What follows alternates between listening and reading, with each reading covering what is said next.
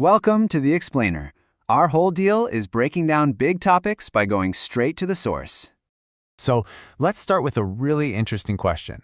What happens when you ask an AI some of the toughest questions you can think of about the Catholic Church? Well, that's not just a thought experiment. It's the whole idea behind a pretty provocative new book. And no, this isn't science fiction, this is real. It's an experiment in applying machine logic to something as old and complex as faith. An AI was given more than 165 really challenging questions. And the result? It's this book, Deus Ex Machina. You can almost think of it as this giant synthesis of human thought, but analyzed and, well, written by a mind that isn't human at all. Okay, but here's the part that's just staggering. The AI wrote this entire book in just 7 days. I mean, think about that. It chewed through millions of texts, theology, history, philosophy, at a speed it's just mind-boggling. A human scholar could spend their entire life on this kind of work, and the AI did it in about the same time it takes you to binge a season of your favorite show. So the title, Deus Ex Machina, it's actually the perfect frame for this whole thing. It literally means God from the machine, and it comes from ancient Greek theater. See, when a playwright wrote themselves into a corner with an impossible problem, they'd use a crane, a machine, to lower an actor playing a god onto the stage to just fix everything. And in this context, the AI is that God from the machine. It's this unexpected, outside intelligence dropped in to offer a new way of looking at a 2,000-year-old problem. All right, so what did this AI actually come up with? Well, the book lays it all out like a doctor's report for a very, very old patient. And it all starts with the diagnosis. And here's the core of its diagnosis. The AI says the issue isn't a failure of faith. Not at all. It's a structural problem. It's this massive tension, right? You've got an ancient institution built on the idea of immutable, unchanging truths crashing right into a modern world that's all about scientific discovery, personal freedom, and constant change. The book basically describes it as a collision of two totally different operating systems. Okay, so let's dig into that diagnosis. The first major symptom the AI points to is the Church's relationship with dogma. So according to the AI's analysis, dogma works almost like a protective mechanism, kind of like an immune system for the Church. It's there to protect the core beliefs, to shield its authority from challenges. But here's the catch. That very same system, the one designed to keep threats out, also makes it really, really hard to adapt. So it starts as a shield, can eventually become a wall. And, this isn't some new thing. The AI lays out this clear pattern of conflict that goes back centuries. You see it with Galileo being forced to recant that the Earth revolves around the sun. You see it in 1968 with the papal encyclical Humana Vita, reaffirming the ban on contraception, even when a lot of theologians advised against it. And you see it today with reform movements popping up and challenging the old structures. It's the same fundamental story, just replaying over and over. Established doctrine clashing with new ideas. And this, the AI argues, creates a real credibility gap for a lot of people.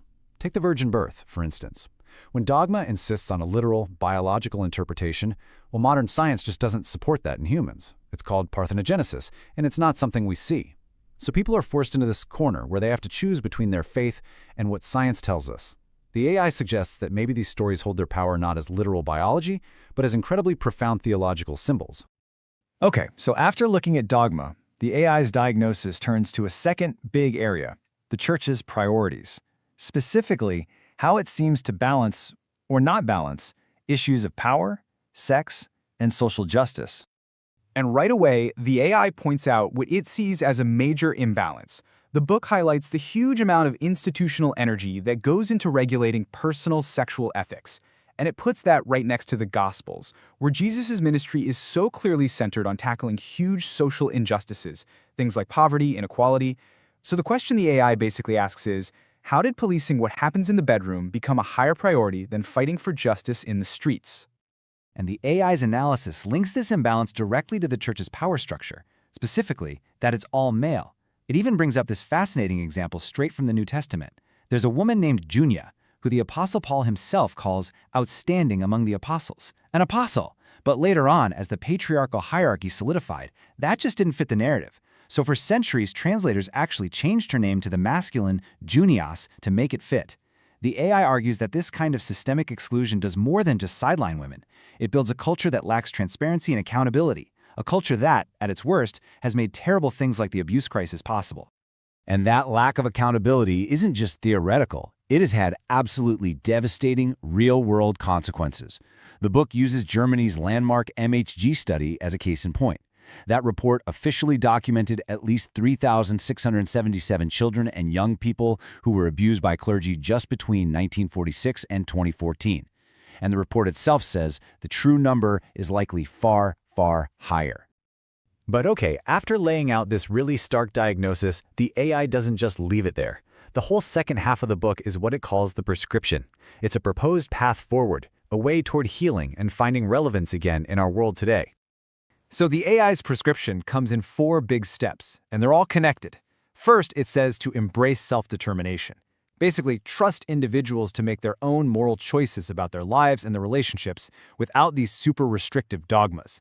Second, it suggests reinterpreting those dogmas, not as literal scientific facts, but as a deep well of symbolic truth.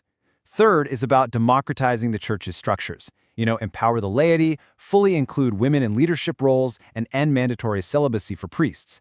And finally, the 4th step is a huge shift in focus. Move away from this obsession with doctrinal purity and toward a living faith that's all about social justice and standing with the marginalized. And this all leads to what is maybe the most profound theological point the AI makes, and it draws on the work of thinkers like René Girard. It argues that the church might have fundamentally misread its most important symbol, the cross. So, in this view, the cross isn't about a God who needs a violent sacrifice to be satisfied. No, it's about a God who stands with the victim, with the outcast, in order to expose humanity's own terrible habit of creating victims and scapegoats.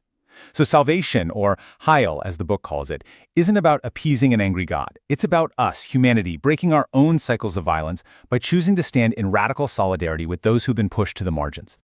And that brings us full circle, right back to the beginning.